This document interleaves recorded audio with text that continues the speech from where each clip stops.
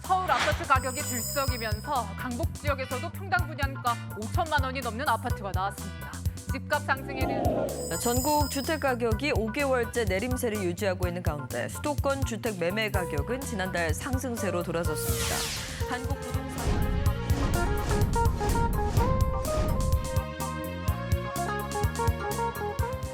단도직입적으로 질문 드려볼게요. 네. 삽니까 맙니까? 저는 투자하는 관점으로 어허. 그 집에 거주도 물론 하겠지만 예. 그런 집들을 오히려 사겠다. 아파트는 안 사겠다, 지금은. 근데 그거 아세요? 노도강이 오르잖아요? 그럼 우리나라 집값이 고점이에요. 하반기에 집중적으로 챙겨봐야 될 이슈 추세적으로 거래량이 막 증가해요. 올라가는데 가격은 가격은 그대로예요. 때가 내 집 마련하기 가장 좋은 시점. 그게 나랑 무슨 상관인데?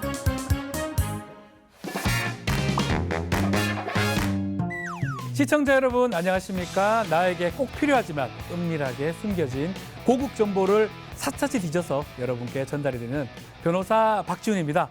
자, 우리 시청자 여러분께 나와 무슨 상관인데 해서 어떤 주제를 다루면 좋을까 물어보면요. 아마 이 단어가 가장 많이 나올 것 같습니다. 바로 부동산입니다. 내 인생과 너무나 큰 연관이 있지만 빠르고 정확한 정보는 얻기 힘든 분야가 바로 부동산인데요. 그래서 오늘부터 우리가 너무나 궁금해하던 그 이야기를 해볼까 합니다. 부동산 시리즈 제1탄 하반기 서울 집값 어떻게 될지 먼저 자세하게 짚어보겠습니다. 예측하기 어려운 부동산 시장의 흐름을 제대로 정리해줄 친절한 복덕방 아저씨 한 분 모셨습니다. 광순의 복덕방 이광수 대표님 안녕하십니까? 안녕하세요. 네.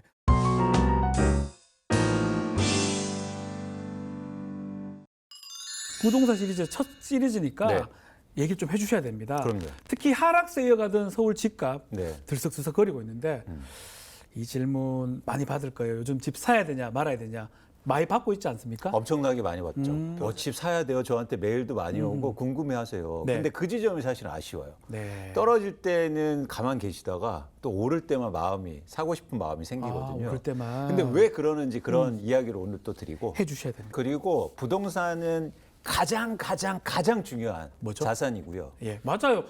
대다수 자산의 부동산이잖아요. 사실 70% 80% 이상이잖아요. 그리고 일생에서 네. 부동산을 어떻게 선택하는 거에 따라서 굉장히 달라집니다. 그러니까요. 특히 자산이요.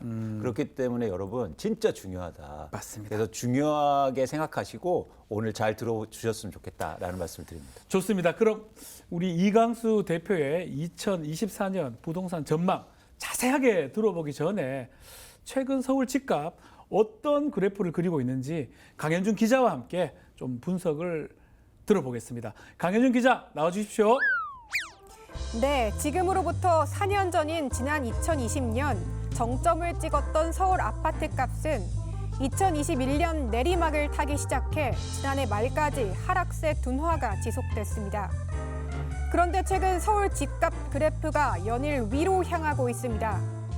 서울 아파트 매매 가격은 9개월 연속 상승 거래 비중이 절반을 넘어서며 상승 거래가 차지하는 비중이 50%를 넘어선 지역도 서울 25개 자치구 중 17개 지역으로 집계됐습니다.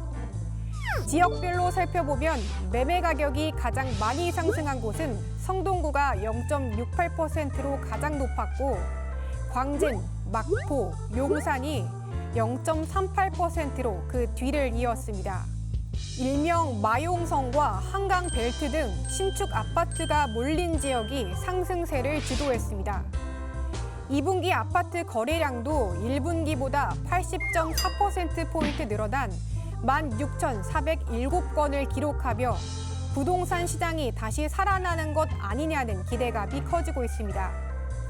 지금까지 최근 서울 부동산 추이 전해드렸습니다.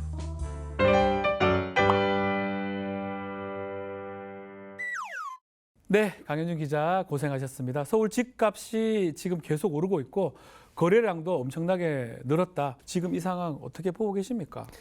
지금의 상황은 강현주 기자님이 말씀하신 것처럼 네. 서울 아파트를 중심으로 해서 네. 가격은 상승하고 있고요. 거래량은 증가하고 있습니다. 그리고 제가 계속 말씀드리겠지만 시장의 변화를 이끄는 건 가격보다도 거래량이 굉장히 중요하거든요. 아하. 그래서 최근에 거래량이 서울 아파트가 5천 건이 넘어가면서 월별. 그래서 상당히 높은 수준으로 증가하고 있다. 이렇게 현황을 판단하시면 됩니다. 근데 계속 궁금한 게 이게 바닥을 찍고 쭉 올라가는 건지 일시적 반등인지 그 질문하잖아요. 맞습니다. 그게 이제 가장 네. 중요하죠. 그러기 위해서는 지금 현황만 그리고 현재 상황만 보는 게 아니라 왜 지금의 이런 변화가 일어나는지 원인 파악을 하셔야 돼요. 원인. 그래서 그 원인을 파악을 잘해야 네. 전망이 가능하죠. 그런데 왜 지금 서울 아파트 가격이 오르고 거래량이 증가하고 있냐면 수요가 증가하고 있기 때문이에요. 아. 그러니까 자산 시장에서 거래가 증가하는데 가격이 오를 때는 한 가지 이유밖에 없습니다. 수요가 증가하는 거예요. 많이 살려고 하니까 가격이 오른 거네요. 그리고 거래량도 많아지고요. 반대로 사과처럼 공급이 안 돼도 가격이 오를 수 있잖아요. 그런 경우도 있죠. 그때는 거래가 안 돼요. 아. 그래서 거래량을 통해서 원인 파악을 할 수 있는데 예. 거래량이 가격과 같이 올라가고 있으니까 원인은 뭐다? 수요 증가라는 수요가 거죠. 증가했다. 그런데 부동산은 수요를 꼭 구분하실 필요가 있어요. 네. 뭐냐면 부동산은 다른 자산하고 다르게 독특하게요. 예. 직접 쓰려는 사람도 있고 투자하려는 사람도 있어요. 투자한 사람 있죠, 당연히. 변호사님 근데 이런 자산이 없습니다. 쓰면서 투자가 가능한 자산. 뭐가 있을 것 같으세요? 자동차? 아닌데? 아니죠. 없어요. 없죠. 주식도 아니고 아무것도 부동산이 아닙니다. 유일해요. 유일합니다. 주식은 투자만 하죠. 네. 삼성전자 주식을 집에서 쓰시는 분은 없어요. 쓰면 이상해요. 배당금 나오긴 하지만 요거밖에 안 되니까요. 그건 쓰는 게 아니죠. 아니죠. 그것도 네. 투자하는 거니까. 네. 그래서 부동산이 유일하게 투자 수요도 있고 실수요도 있어요. 네. 근데 지금 증가하는 수요는 실수요라는 겁니다. 실수요. 그래서 실수요가 증가하면서 시장의 변화가 일어나고 있다. 예. 이렇게 보시면 됩니다. 자, 그렇지만 21년 이후로는 계속 코로나 집값 떨어졌던데 갑자기 오르는 이유는 또 있을 거예요. 이게 원인이 몇 가지 요인이 있을 것 같은데 그건 그렇죠. 어떤 게 있죠? 그러니까 말씀드린 것처럼 네. 실수요가 그럼 왜 증가하고 왜 있느냐? 증가했습니까, 그렇죠. 그 실수요가? 이유를 찾아야 하는데 전 세 가지 정도 이유를 보고 있어요. 첫 번째는 금리나 기대감이요. 두 번째는 정부 정책입니다. 그리고 마지막으로는 뭐냐면 전세 가격 상승이요. 아하. 그러다 보니까 특히 무주택자를 중심으로 해서 불안하고 또 하나 기대감이 생기고 네. 또 전세 가격이 오르니까 이제서 빨리 내 집 마련해야 되는 거 아닌가? 아하. 이런 생각이 커지고 있는 겁니다. 아하. 하나하나씩 좀 짚어보면 네. 전세값 그 부분이거든요. 네. 매매 가격도 올랐지만 전세 가격도 지금 만만치 않게 상승을 했는데 전세는 왜 오르는 겁니까? 매매랑 좀 다른 것 같기도 하고 전세가 오르면 매매가에 영향을 미치는 겁니까? 그렇죠. 영향을 미칠 수 있는데 여기서 엄밀하게 보셔야 돼요. 네. 최근에 전세 가격이 예를 들면 한 60주 정도 상승했어요. 계속 서울 올랐습니다. 아파트가. 맞습니다. 예. 근데 그 전에 몇 주가 빠졌는지 아세요? 몇 주가 빠졌어요? 69주가 빠졌어요. 더 빠졌군요. 이 얘기를 안 해요. 아. 그러니까 많이 빠졌다가 오르는 거예요.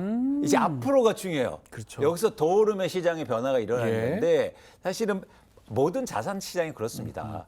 빠지면 오르고요. 네. 오르면 빠져요. 이 굴곡이 있는 거잖아요. 이렇게. 그렇죠. 곡선처럼. 네. 그런 측면에서 전세 가격이 그 전에 상당히 하락폭이 컸다. 아하. 그래서 최근에 오르는 거다. 회복된 거네 어쩌면. 그렇습니다. 예. 그런 차원에서는 전세 가격이 지금 급등하는 수준은 아니다.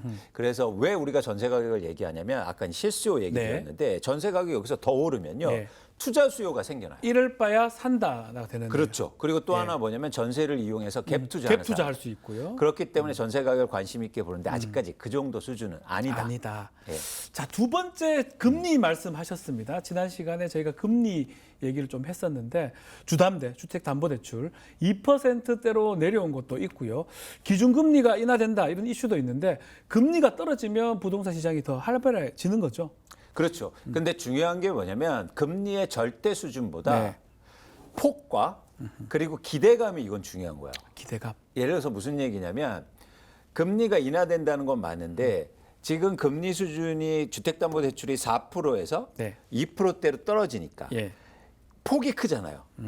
그러니까 주택 수요가 증가하는 거예요. 그만큼 증가하겠죠. 근데 실제로 앞으로 예를 들어서 지금 우리나라 기준금리가 3.5%인데 네. 여기서 얼마나 더 떨어뜨리게 될 것, 그러니까 제한이 있다는 네. 거예요. 한계가. 아. 그런 측면에서는 그 강도가 강하게 될 가능성은 적다.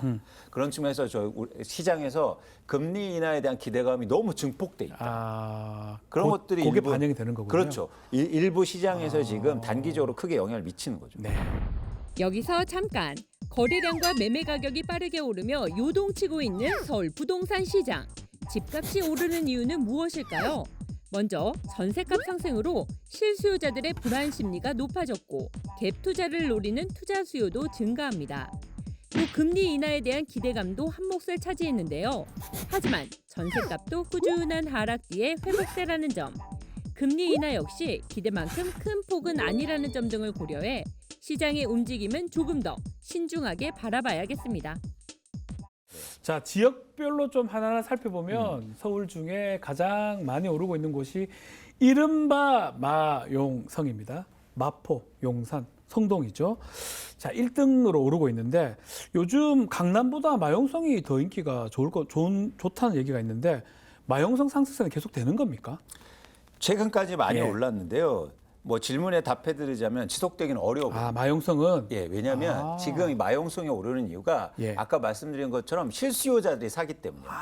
근데 실수요자들은 언제 줄어드냐면 가격이 오르면요 수요는 줄게 돼 있습니다. 그러면 못 사죠. 이제. 그게 부동산의 아주 독특한 특성이에요. 다른 자산들은 계속 살 수 있어요. 네. 살 수 있는 여력이 있는 사람이 많아요. 그렇죠. 삼성전자 주식은요 초등학생도 부모님 허락받으면 살 수 있습니다. 사면 되죠. 예. 근데 마용성 아파트는 못 삽니다. 그죠? 예. 그 지점이에요. 살 수 있는 수요가 계속 준다. 가격이 네. 오르면. 그래서 이런 상황이 지속되기는 좀 어렵다는 거죠.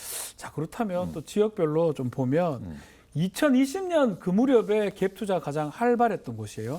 이른바 노도강. 네, 노원, 도봉, 강북입니다. 노도강. 맞습니다. 이게 영끌족의 무덤이라고 뭐 일컬어졌었는데 노도강 앞으로 어떻게 되는 겁니까?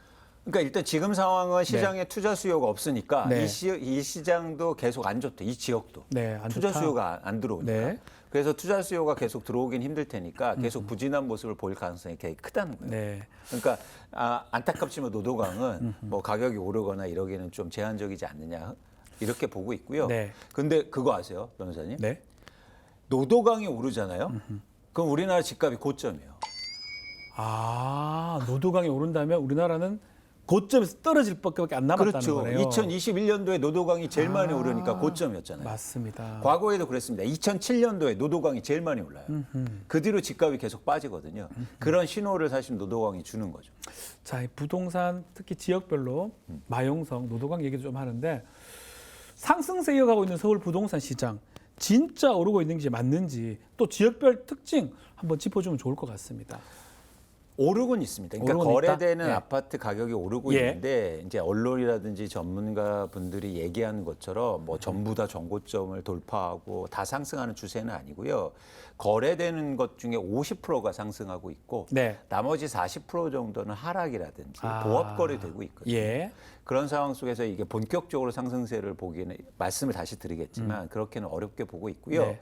시장을 지금 움직이는 건 수요자들인데 수요자들? 실수요자들이죠. 예. 그렇기 때문에 새 아파트, 살기 좋은 지역 이렇게 투자자 말고 네. 실수요가 몰리는 지역에 주로 가격이 상승이 되는 거죠. 아. 대표적으로 말씀하신 것처럼 이제는 마포라든가 마포, 예. 아니면 성동구라든지 네. 최근에 강동구라든지 예. 이런 지역들 상대적으로 아파트가 신축이야. 새로 된 아파트들. 그러면 내가 살기 좋아. 아. 그러면 저 집 사야지. 아하. 대출 받아서. 예. 이런 수요가 많아지는 지역들. 근데 상대적으로 노후 아파트가 많거나 네. 이런 지역들은 거래가 잘 안 되고 아하. 일부 아파트가 거래되면서 뭐 시세를 올리는 거지 전반적으로 가격이 상승하고 있다고 보고 있진 않습니다. 실수요 위주로 되고 있고 아직까지는 전반적으로 상승을 하는 게 아니다. 이렇게 짚어주셨습니다. 여기서 잠깐 현재 서울 부동산 시장 상황을 정리해보자면 신조어 얼죽신을 들어보셨나요? 얼어 죽어도 신축 아파트라는 뜻으로 신축 아파트만 선호하는 요즘 세대를 의미하는 건데요. 이렇듯 신축 아파트가 많은 마용성, 강동구 같은 지역은 실수요자들이 몰려 가격이 상승했지만 노후 주거 지역은 오히려 하락하거나 보합 상태라는 점. 그래서 서울 부동산 시장이 전반적으로 가격이 상승하고 있다고 보기는 어렵다는 분석입니다.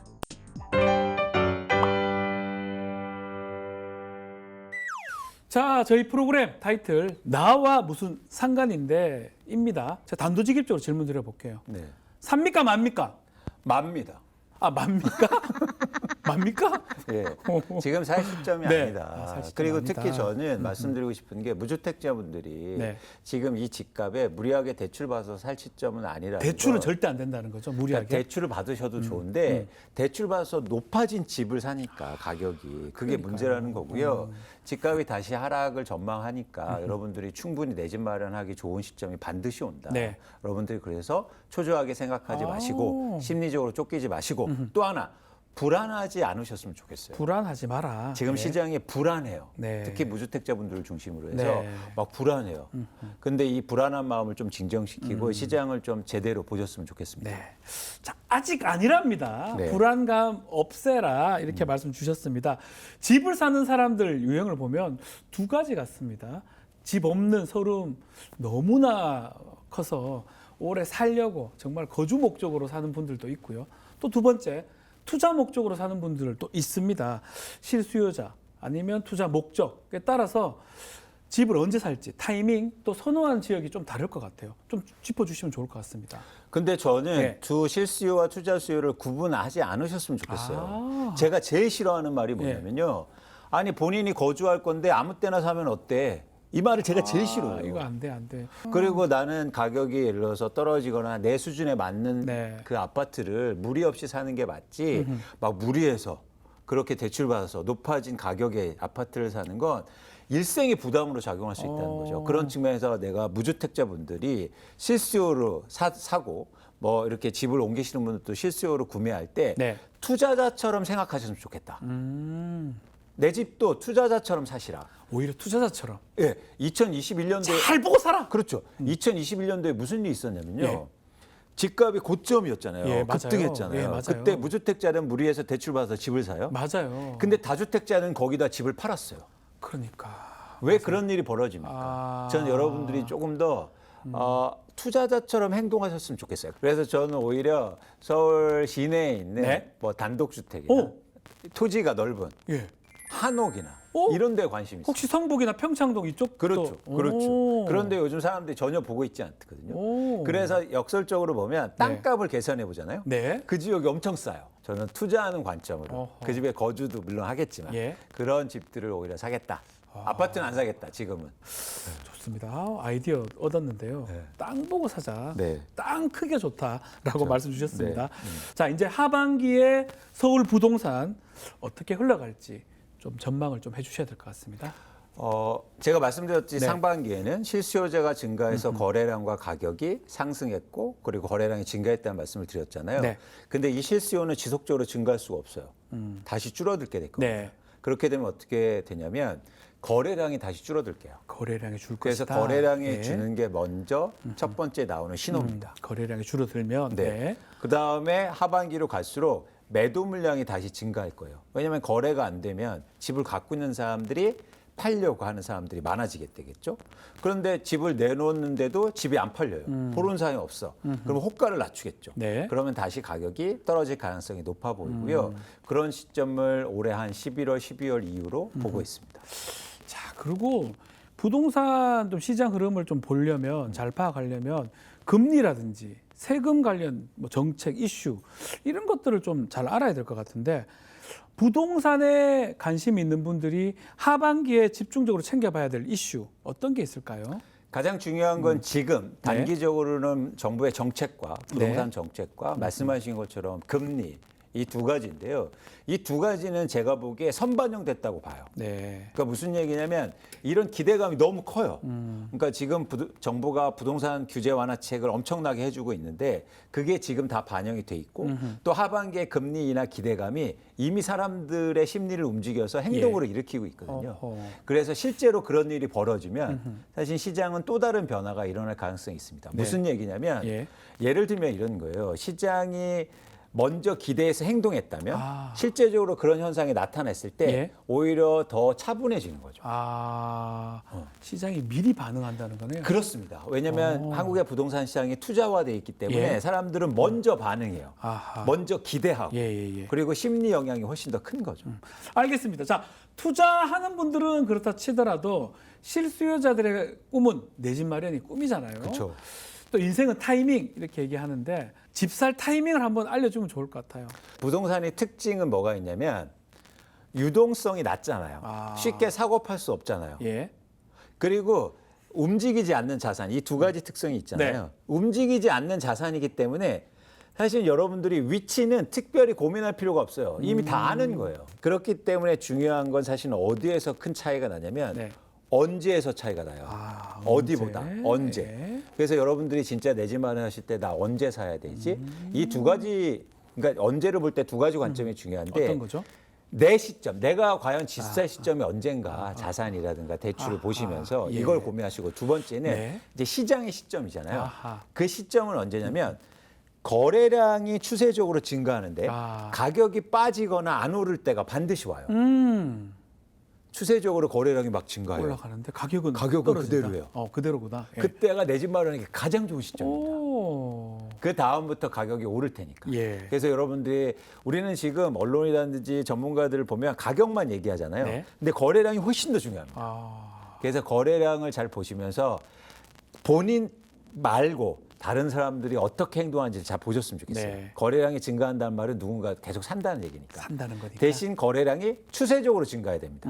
최소한 5개월 이상. 아하. 최근에 집값이 2022년도에 네. 뭐 강남 이런 아파트 할 것 없이 30% 이상씩 빠집니다. 다 빠졌어요 그때는. 네. 그러니까 저는요, 집값 빠질 때 내 집 마련 하자는 거예요. 그런데 그런 시점이 반드시 온다. 그리고 지금 시장의 변동성이 크기 때문에 여러분들이 시장의 변화를 잘 읽으시고 불안하지 마시고 아하. 저는 불안보다 용기를 가지셨으면 네. 좋겠어요. 그래서 그 용기에 여러분들이 내 집 마련 잘 하셨으면 좋겠다는 말씀을 드립니다. 오늘의 주제 부동산 총정리. 정부 정책과 금리 인하 기대감, 전세가 상승 등으로 실수요자가 늘어나며 집값이 오른 서울 부동산 시장. 하지만 이 기세가 계속 지속되기는 어렵다는 전망입니다. 그렇다면 실수요자들이 집을 살 타이밍은 언제일까요? 내가 집을 살 수 있는 시점은 언제인지 판단하고 거래량은 증가하는데 가격이 내리거나 오르지 않는 그때가 바로 내 집 마련하기 가장 좋을 때.